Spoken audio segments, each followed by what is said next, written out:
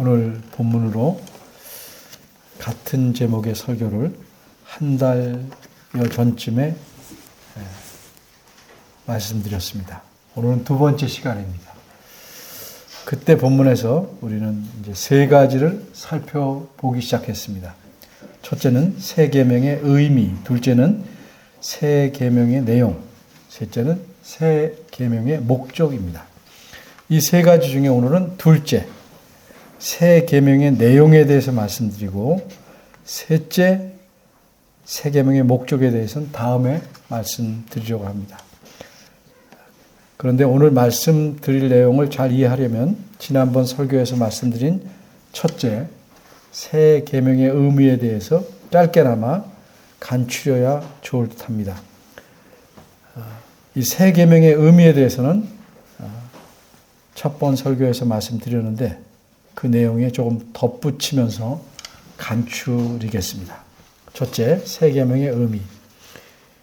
예수님께서 새 계명이라고 말씀한 의미를 알려면 먼저 어째서 사랑하라 하는 말씀을 새 계명이라고 표현하셨는지를 알아야 합니다. 새 계명이라고 말씀하신 이유는 한마디로 이 사랑하라 하는 계명이 이미 있기 때문입니다. 그러면 이미 있는 이 계명은 무엇인가? 그것은 우리가 잘 알고 있는 내 이웃을 내 몸과 같이 사랑하라 라는 계명입니다. 이 계명은 이미 하나님께서 모세를 통해 이스라엘 백성에게 율법을 주실 때 말씀하신 계명입니다. 따라서 그 이후로 모든 하나님의 백성은 이 계명을 지켜야 했습니다. 그리고 이 계명은 예수님께서 다시 오실 때까지, 다시 말해서 세상 끝날까지 하나님의 백성이라면 누구나 지켜야 할 계명입니다. 그런데 예수님 시대의 유대인들은 그들 나름대로 내 이웃을 사랑하라 라는 계명을 지키고 있다고 생각했습니다. 허나 예수님은 그렇게 생각하지 않으셨습니다. 그러면 예수님께서 이 계명을 유대인들이 제대로 지키지 않는다라고 생각하신 이유는 무엇일까요? 가장 근본적인 이유는 유대인들은 이웃을 사랑한다고 하지만 실제로는 자기 동포까지만 사랑하였기 때문입니다. 바꿔 말하면 자기 민족이 아닌 사람들을 유대인들은 전혀 사랑하지 않았습니다. 그래서 유대인들이 말하는 이웃 사랑은 하나님의 의도와는 달리 그 사랑의 대상이 되는 이웃의 범위가 매우 좁았습니다. 그러면 하나님께서 내 이웃을 내 몸과 같이 사랑하라 라는 계명을 주셨을 때 이웃은 누구를 가리키는 것이었을까? 그것을 알려주시기 위해서 예수님께서는 선한 사마리아인의 비유를 드셨습니다. 그래서 하나님께서 의도하신 이웃이 누구인지를 깊이 생각하게 하시면서 가르쳐 주셨습니다. 그러면 그 계명에서 의도한 이웃은 누굽니까? 예수님께서 가르쳐 주신 이웃, 바꿔 말해서 하나님께서 계명을 말씀하실 때 의도하신 이웃은 누군가? 우선 모든 사람이 다 포함될 수 있습니다. 예를 들어서 민족이나 종교, 신분, 성별, 나이 등등 어떠한 차별도 없이 모든 사람이 다 포함될 수 있는 것이 이웃입니다. 그렇다면 그런 이웃 중에서 내 이웃, 너의 이웃은 누구인가? 그것은 지난 설교에서 설명한 대로 한마디로 내 도움이 필요한 사람입니다. 따라서 내 이웃을 내 몸과 같이 사랑하라는 계명, 이 뜻을 정확히 표현하자면 내 이웃을 너 자신과 같이 사랑하라 하는 이 계명은 내 도움이 필요한 모든 사람에게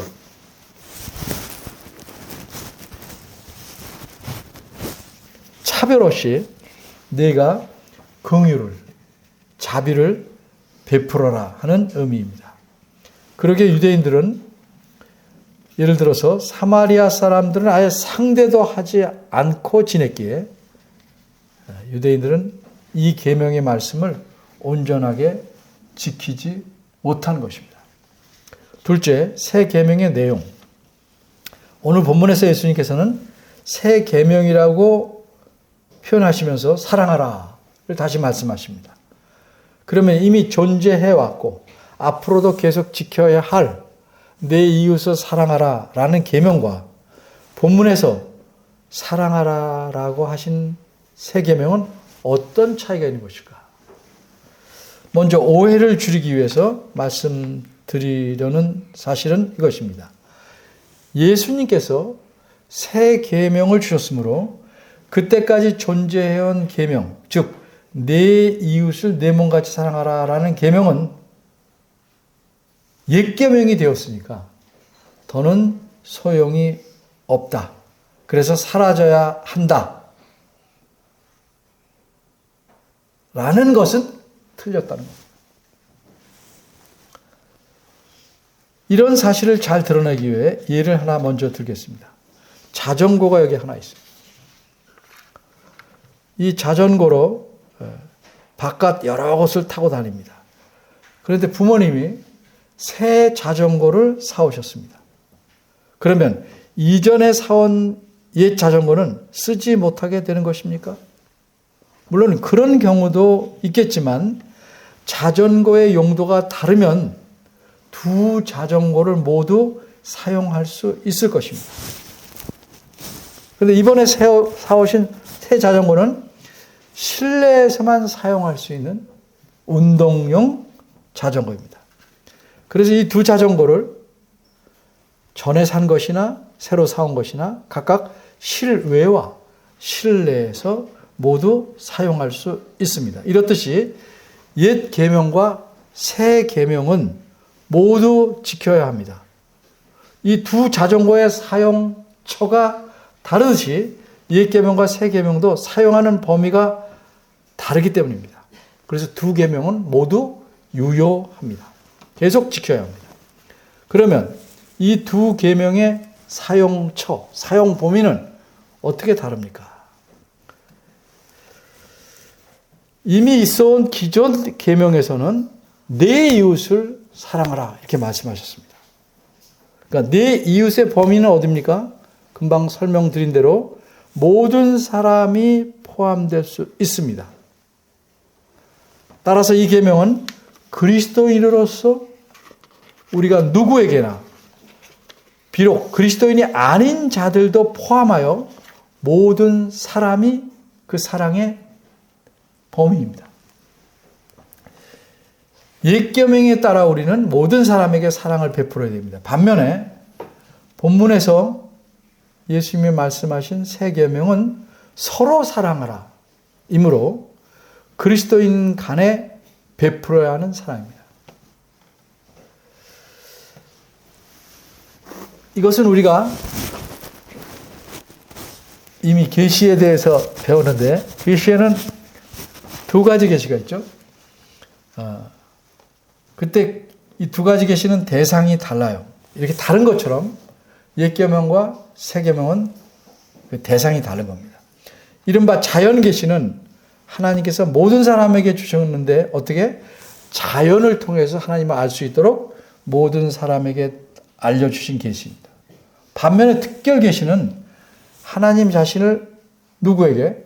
그리스도인들에게 알리기 위해서 특별히 기록해 주신 성경을 가리킵니다.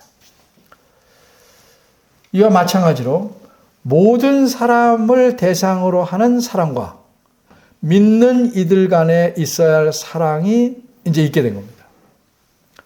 다시 말해서 모든 사람이 대상이 되는 계명은 이전부터 있었던 내 이웃을 사랑하라 라는 계명이고 그리스도인들끼리 서로가 대상이 되는 계명은 서로 사랑하라 하는 새 계명입니다. 그런데 이전 계명과 이 새 계명의 차이는 대상만 다른 데 있는 게 아닙니다. 이 두 계명은 그 사랑의 기준에 있어서 다릅니다. 좀 더 설명하겠습니다. 이제껏 있어왔던 계명에서는 사랑의 기준이 무엇입니까? 내 몸과 같이입니다.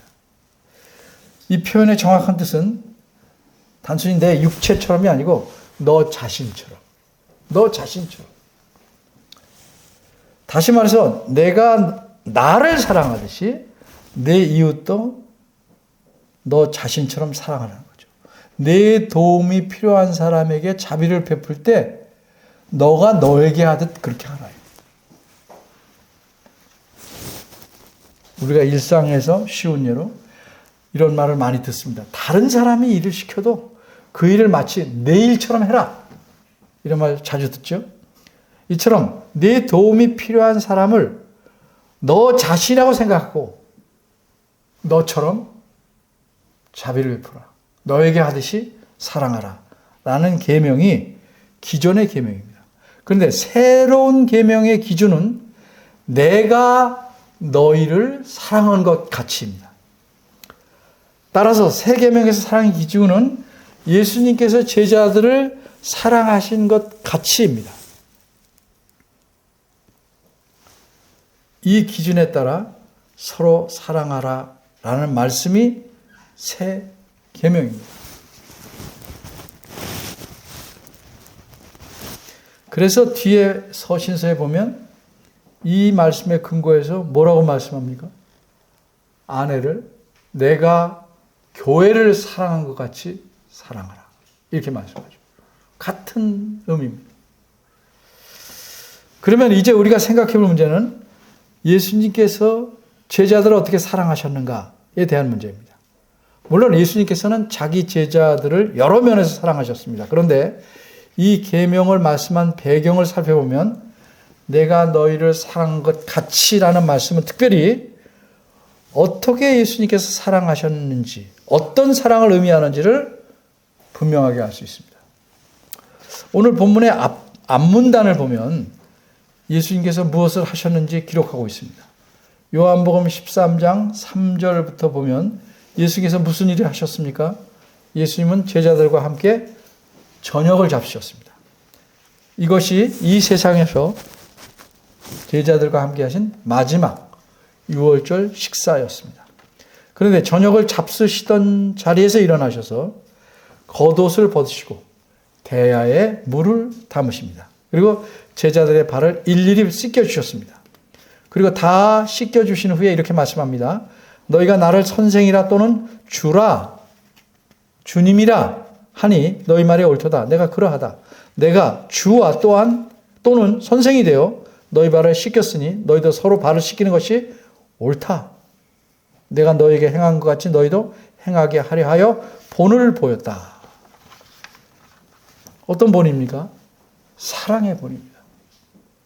그리고 오늘 본문 34절에서 예수님께서 내가 너희를 사랑한 것 같이 너희도 서로 사랑하라 이렇게 말씀합니다. 그러므로 본문에서 예수님께서 내가 너희를 사랑한 것 같이 라는 말씀은 풀어 말하면 내가 너희의 발을 일일이 씻김으로써 너희에 대한 사랑을 표현한 것 같이 라는 의미입니다.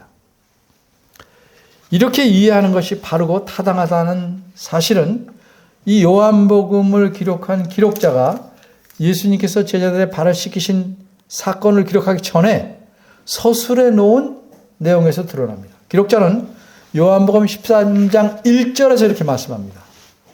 유월절 전에 예수께서 자기가 세상을 떠나 아버지께로 돌아가실 때가 이른 줄 아시고 세상에 있는 자기 사람들을, 제자들을 사랑하시되 끝까지 사랑하시니라. 그리고 이 말씀 직후에 기록자는 예수께서 자기 제자들의 발을 일일이 씻기신 일을 기록합니다. 따라서 예수님께서 이렇게 제자들의 발을 일일이 씻기신 일은 예수님께서 자기 제자들을 끝까지 사랑하셨다는 증거로 제시한 것입니다. 그리고 예수님께서 어떤 행동으로 제자들에 대한 사랑을 표현하셨는지를 알려주고 있는 것입니다. 이처럼 예수님께서 제자들의 발을 씻기신 것은 그들에 대한 사랑하는 표현입니다. 그러기에 예수님께서 내가 너희를 사랑한 것 같이라는 이 사랑의 기준은 단순히 감정이나 마음의 생각이 아니라 행동입니다. 어떤 행동입니까? 발을 씻기신 행동입니다. 바꿔 말해서 제자들을 섬기신 행동입니다. 사실 발을 씻기는 일은 종들이 하는 일입니다.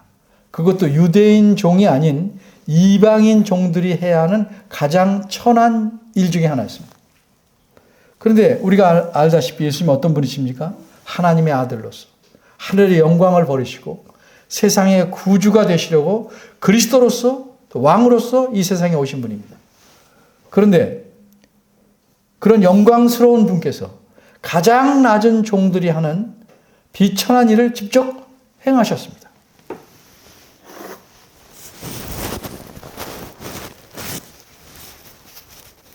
이것이 비천한 일도 마다 않고 행하신 이 행동이 제자들에게 보여주신 사랑입니다. 그런데 이렇게 자신을 지극히 낮추셔서 오히려 제자들을 섬기심으로써 자신의 사랑이 어떤 것인지를 행동으로 보여주신 이 사랑, 여기에는 세 가지 특성이 있습니다. 이 세 가지 특성을 저는 첫 자를 비읍으로 시작하기 때문에 비읍하여도 라고 표현해 보겠습니다. 비읍하여도. 첫째로 비읍하여도. 이건 무엇일까? 알아보겠습니다. 예수님의 제자들은 어떤 사람들입니까? 그들이 과연 예수님께서 섬기실 만한 자격이 있습니까? 공로를 가진 사람들입니까? 아닙니다.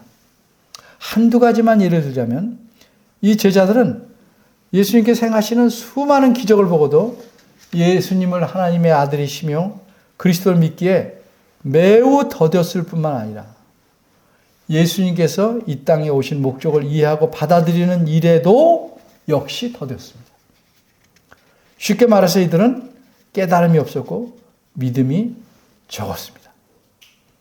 마가복음 10장 32절과 34절을 보면 예수님께서는 자신이 이번에 예루살렘에 올라가게 되면 거기서 많은 고난을 받고 모욕을 당하고 마침내는 죽으셨다가 3일 만에 다시 살아나실 것을 가르치십니다.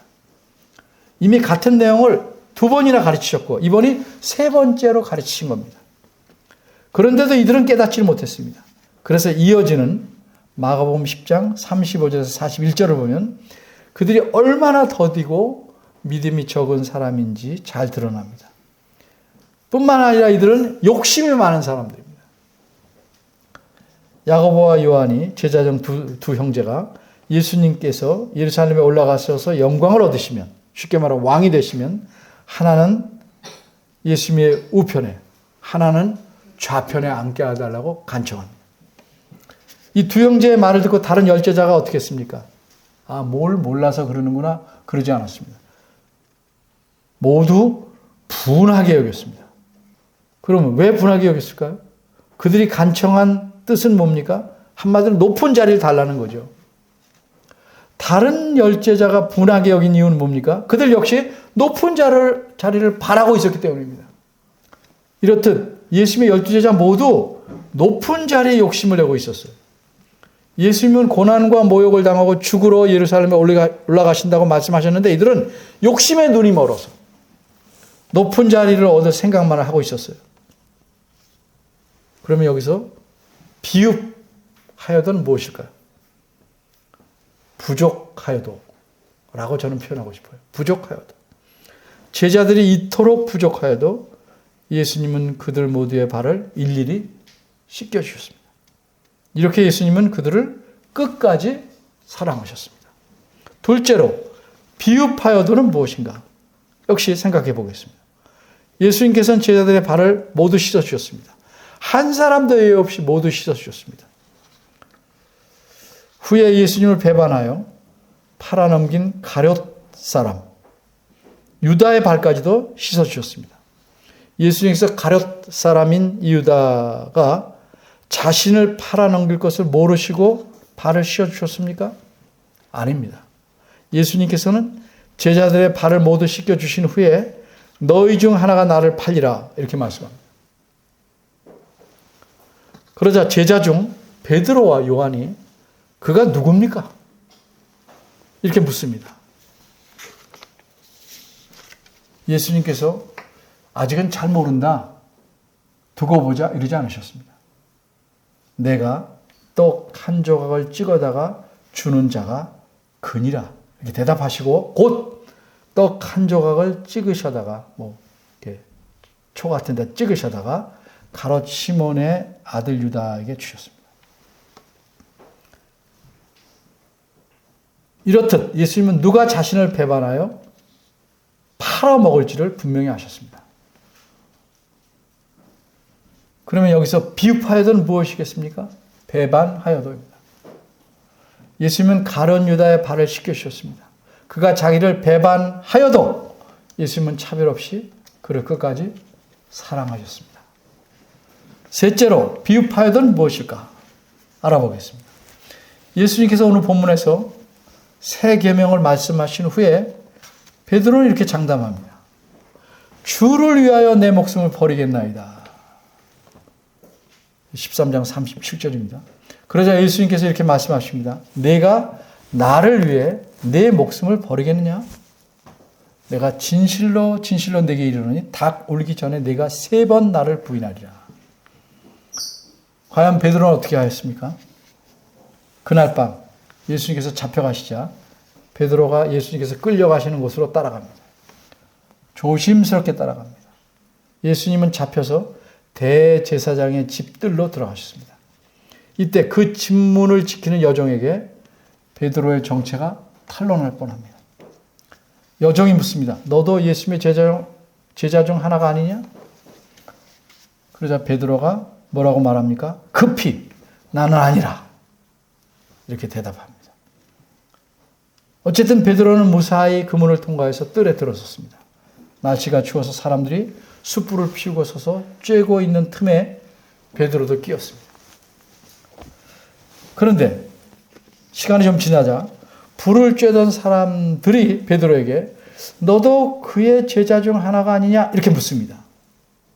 그러자 베드로가 또 뭐라고 말합니까? 나는 아니다. 정색하면서 부인합니다. 근데 누가복음의 기록을 보면 이 사람아 나는 아니야. 아주 이렇게 강하게 말합니다.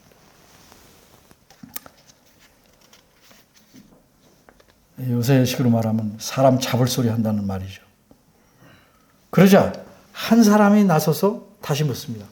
이 사람은 어떤 사람이냐면 지난밤 예수님께서 잡히실 때 베드로가 칼을 뽑아서 대제사장의 종 말고라는 사람의 귀를 베었는데 그 귀 베인 사람의 친척입니다. 이 사람은 베드로가 칼을 쓸 때 현장에 있었습니다. 그래서 그는 확신 있게 이렇게 말합니다. 내가 그 사람, 예수님과 함께 동산에 있던 것을 내가 봤다. 그러자 베드로가 또 부인했습니다. 근데 마가복음의 기록을 보면 이때는 베드로가 예수님을 저주하며 맹세까지 하면서 부인합니다. 나는 너희가 말하는 이 사람을 알지 못하느냐. 이렇게 극고 부인합니다. 그리고 닭이 웁니다. 그러면 이 경우에는 비읍하여도는 무엇이겠습니까? 부인하여도입니다. 베드로가 이렇게 부인할 줄 아시면서도 예수님은 그의 발을 씻기셨습니다. 주를 위해 죽겠노라 장담하였지만 결국은 다음날 새벽 닭이 울기 전에 3번씩이나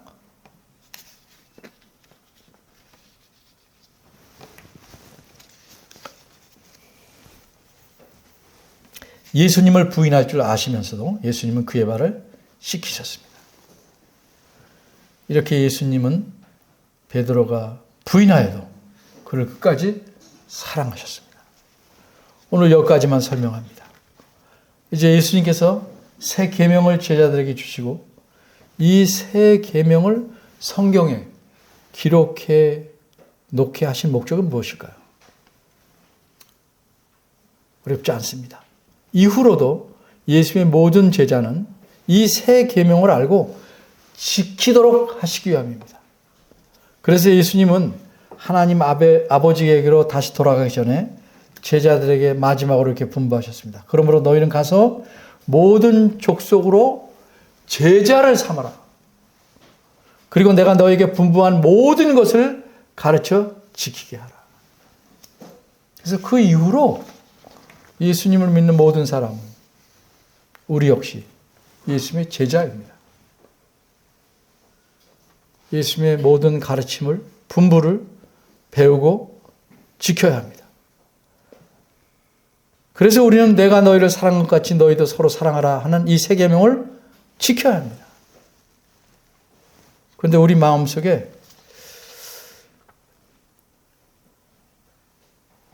어떻게 그렇게 예수님이 사랑하신 것처럼 우리가 서로 사랑할 수 있을까? 하는 의구심이 들면서 할 수 없을 것 같다 나는 하는 생각에 이를 수도 있습니다. 이런 생각에 이를 수 있는 이유는 무엇일까?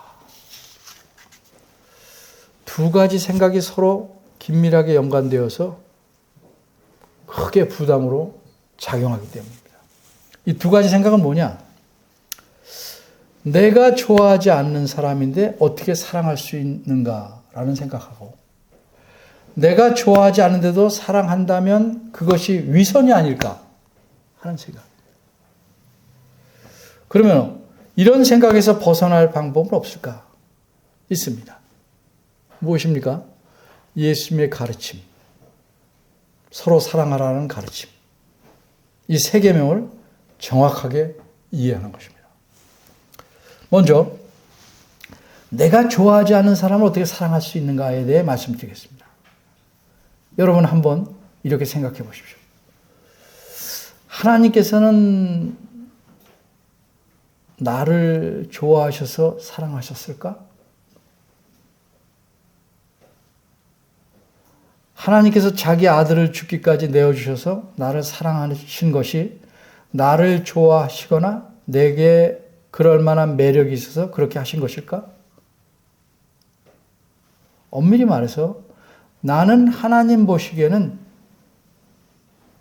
죄악 덩어리였습니다. 진노의 대상일 뿐이었습니다.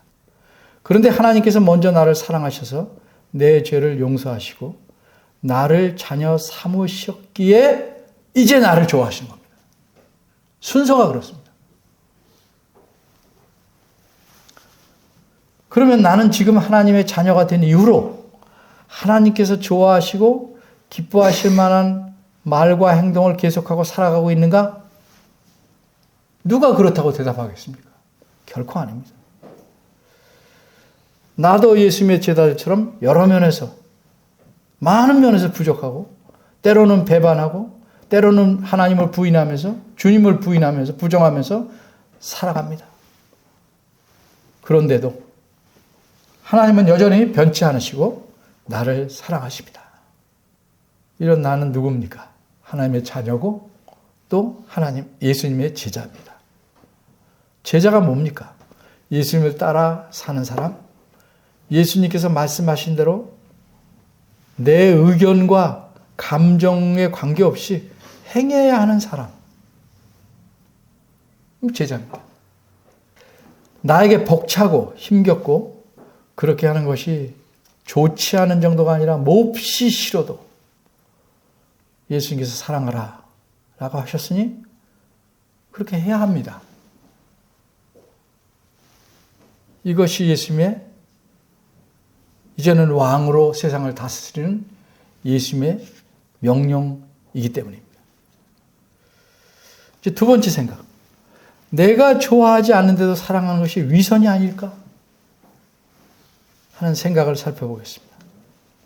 만일 사랑에 좋아하는 감정이 반드시 있어야만 하는 것이라면 좋아하지도 않는데 사랑하는 것은 사랑하는 척하는 것이고 위선이고 거짓입니다. 그런데 제자들에게 예수님께서 보여주신 사랑은 감정이나 느낌 또는 생각이 아니라 행동입니다. 제자들은 부족한 사람이었고 그 중엔 배반자도 있고 부인할 자도 있고 후에 드러난 바대로 예수님께 잡히실 때 모두 하나같이 도망쳐버린 사람들입니다. 그럴 줄 다 아셨습니다. 하나님께서 목자를 치시리니 너희가 다 도망하리라 말씀하셨습니다.